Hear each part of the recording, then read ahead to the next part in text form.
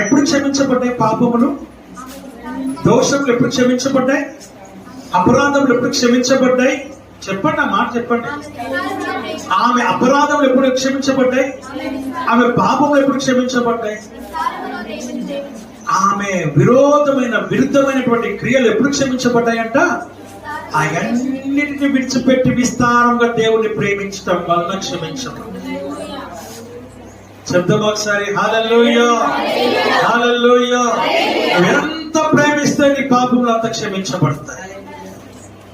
నువ్వెంత దేవుణ్ణి ప్రేమిస్తే నీకు అంత విడుదల కలుగుతుంది.